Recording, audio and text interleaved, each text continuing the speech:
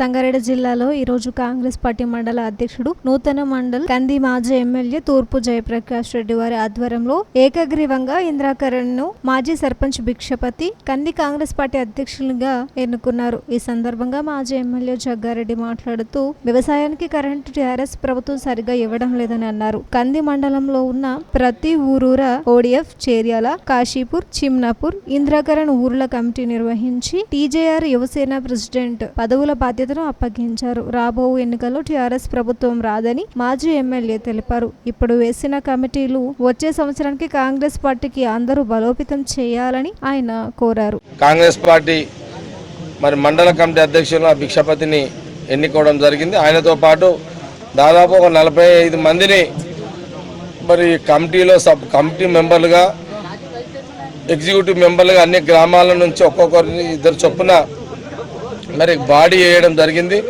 Congress party.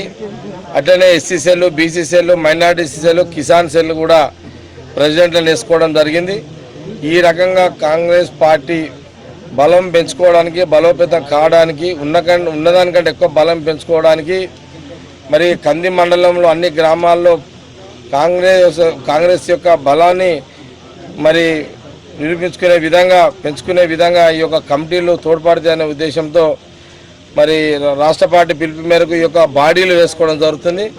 అందుకని ఈరోజు ఈ సమావేశంలో మరి అధ్యక్షునిగా మరి భిక్షపతిని, అట్లాగే మరి ప్రధాన కార్యదర్శిగా మొగలయ్యతో పాటు మిగతా బాడీని కూడా వైస్ ప్రెసిడెంట్లు 5 మంది, సెక్రటరీలు 5 మంది, ఎగ్జిక్యూటివ్ మెంబర్లు దాదాపు 30 మంది ఎగ్జిక్యూటివ్ మెంబర్లతో సహా మరి ఈరోజు దాదాపు 45 నుంచి 50 మందితో ఒక కమిటీ వేసుకొని పార్టీ యొక్క బలాన్ని కృషి చేసే విధంగా ఈ కమిటీ పనిచేస్తుందనే విషయాన్ని ఈ సందర్భంగా తెలియజేస్తుంది.